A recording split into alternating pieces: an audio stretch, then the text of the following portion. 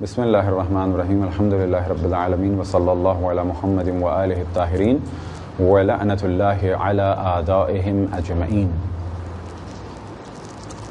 موضوع گفتگو نماز خفیلہ۔ نماز خفیلہ ایک بہت ہی مشہور اور معروف مستحب نمازوں میں سے ہے، اور اس کا ذکر توضیح المسائل میں عام طور پر کیا جاتا ہے نوافل یومیہ کے بعد، یا بالفاظ دیگر جب اوقات نماز بیان ہو رہے ہوتے ہیں تو اسی دوران اس کا ذکر کیا جاتا ہے۔ وجہ کیا ہے کہ یہ نماز مغرب اور عشاء کے درمیان پڑھی جاتی ہے، اور اس نماز کی بہت زیادہ فضیلت ہے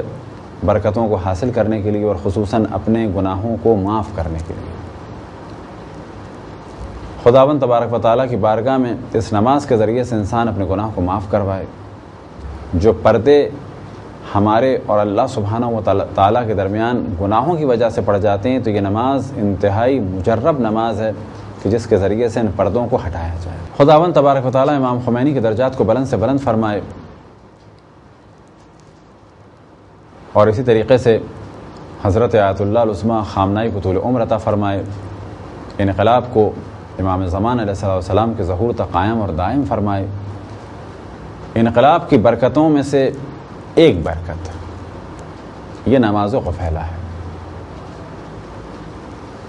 ممکن ہے کوئی سوال کرے کہ یہ کس طرح سے یہ برکت ہے، تو کہا جائے گا کہ نماز خفیلہ اور بہت ساری چیزیں ایسی ہیں کہ جن کی شہرت خصوصاً ہمارے علاقوں میں انقلاب کے بعد ہوئی۔ بہت سارے کام ایسے ہیں کہ جو انقلاب کے بعد ہوئے۔ اب یہاں پر ہم سب کام تو بیان نہیں کر سکتے، اگر اجمالاً بیان کریں تو کہا جائے گا کہ دین کو ایک نئی رونق ملی اور دین کی ایک نشاط ثانیہ ہے۔ اور اسی سلسلے میں اگر کچھ مثالیں دی جائیں تو سب سے اہم کام جو ہوا وہ یہ کہ مذہب حق اہل بیت علیہم السلام کو ایک پہچان ملی۔ کل تک فقط اسلام کی ایک صورت لوگوں کی نگاہوں کے سامنے تھی، لیکن آج دنیا کے سامنے اسلام کا صحیح اور واقعی جلوہ کہ جو قرآن اور اہل بیت علیہم السلام کے ذریعے سے ہے، یعنی مذہب اہل بیت، اس کی جانب بھی توجہ ہے، اور اس توجہ میں بہت بڑا دخل ہے انقلاب اسلامی کا۔ اور اسی طریقے سے ایک جو دوسرا بڑا اہم کام ہوا وہ یہ کہ تمام دنیا کی توجہ تدریجاً اور خصوصاً عالم اسلام میں بھی بہت توجہ ہوئی امام زمان علیہ السلام کی جانب، لہٰذا بہت زیادہ ذکر ہوا انقلاب کے بعد امام زمان علیہ السلام کا، مسلمانوں کے درمیان بھی اور مسلمانوں کے علاوہ دیگر ادیان میں بھی۔ اسی طریقے سے اسلامی معاشرے میں امام زمان علیہ السلام کے مختلف القاب مشہور ہوئے، جیسے القائم، المہدی، منتظر۔ تو مشہور القاب میں سے مہدی تو عام طور پہ لوگ جانتے تھے، لیکن قائم، منتظر، بقیت اللہ، حجت اللہ اور بہت سارے القاب جو اسلامی ممالک میں پھیلے، ان میں بہت بڑا دخل ہے انقلاب اسلامی کا۔ اسی طرح سے دعائے فرج، نماز امام زمان اور بہت ساری دعائیں جیسے دعائے کمیل، دعائے ندبہ، گو کہ یہ ائمہ علیہم السلام سے ہیں، گو کہ مفاتیح الجنان میں تھیں، لیکن معاشرے تک پہنچنے میں اس کا بہت بڑا دخل ہے انقلاب اسلامی کا۔ مذہب اہل بیت میں ایک بہت بڑی تعداد ہے مستحب نمازوں کی کہ جن کا ذکر مفصل کتابوں میں ہے، حتیٰ مفاتیح الجنان میں بھی سب نمازوں کا ذکر نہیں ہے، بعض نمازوں کا ذکر ہے۔ اور ہم نے پہلے بھی توجہ دلائی کہ مفاتیح الجنان میں نماز خفیلہ کا ذکر مخصوصاً اس وجہ سے ہے کہ یہ اوقات نماز کے درمیان ذکر ہوا ہے، لہٰذا یہ نماز مغرب اور عشاء کے درمیان پڑھی جاتی ہے۔ نماز خفیلہ کا وقت اول مغرب سے یعنی مغرب کی نماز پڑھ کے شروع ہوتا ہے اور اس وقت تک رہتا ہے کہ جب تک مغرب سے ظاہر ہونے والی سرخی ختم نہ ہو جائے۔ بس جیسے ہی مغرب سے ظاہر ہونے والی سرخی کے جو پھیل چکی ہوتی ہے، اگر وہ سرخی ختم ہو جائے اور سیاہی میں بدل جائے تو یہ آخری وقت ہے نافلہ خفیلہ کا، اس کے بعد نماز عشاء پڑھنی ہے۔ لیکن اگر کوئی اس دوران نہیں پڑھ سکا تو اب نافلہ کا اس کے پاس یعنی نافلہ خفیلہ کا اس کے پاس وقت نہیں ہے، لیکن بعد میں اگر پڑھنا چاہے یا رات کی سیاہی ہو جائے اس وقت پڑھنا چاہے، رجاءً یعنی میں پڑھ رہا ہوں انشاءاللہ ایک ثواب ملے گا، وہ کہ اصل وقت جا چکا ہے تو اس کو پڑھا جا سکتا ہے، لیکن اصل وقت اس کا جا چکا ہے۔ غفیلہ کے بارے میں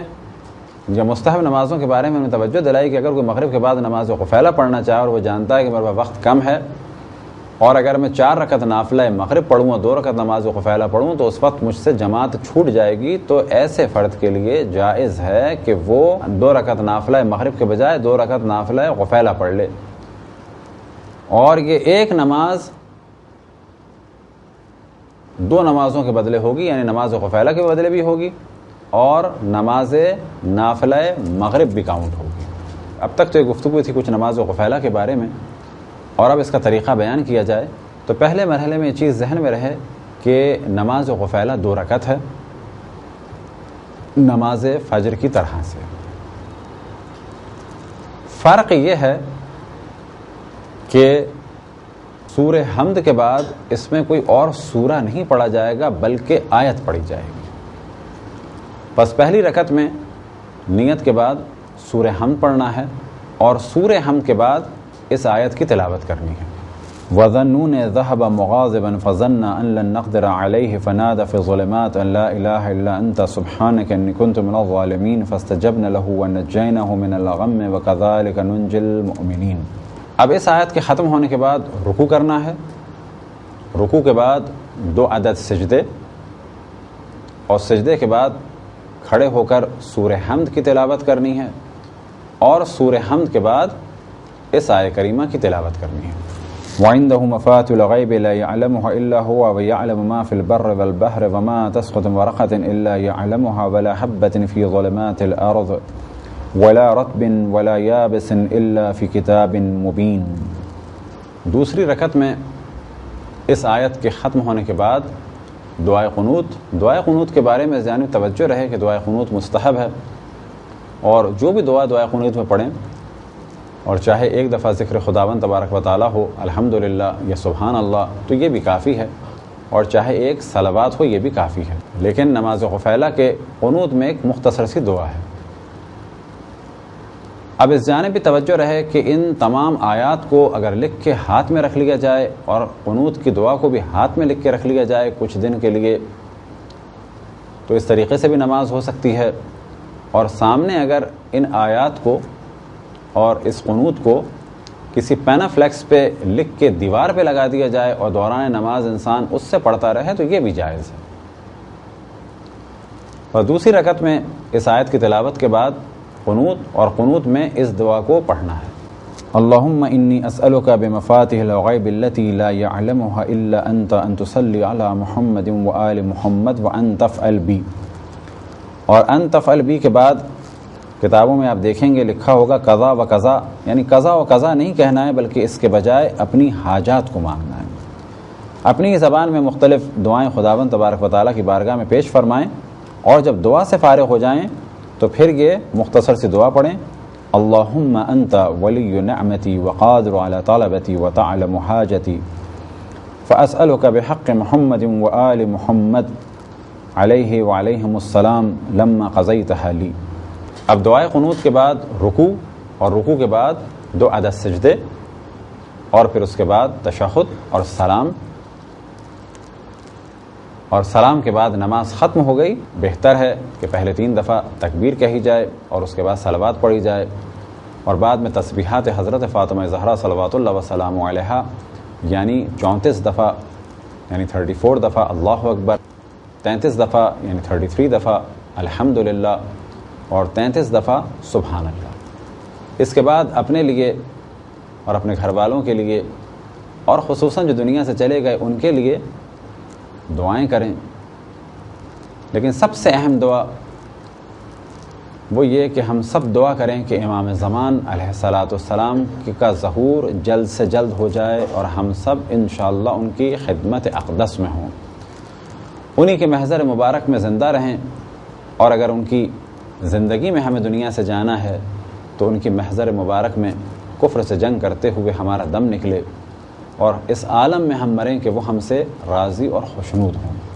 خداوند تبارک و تعالیٰ سے دعا ہے کہ بحق محمد وآل محمد ہمیں اپنے رسول، اپنی حجتوں، خصوصاً امام زمان علیہ السلام کی معرفت اور اطاعت کی توفیق عطا فرمائے۔ وصلی اللہ علی محمد وآلہ الطاہرین۔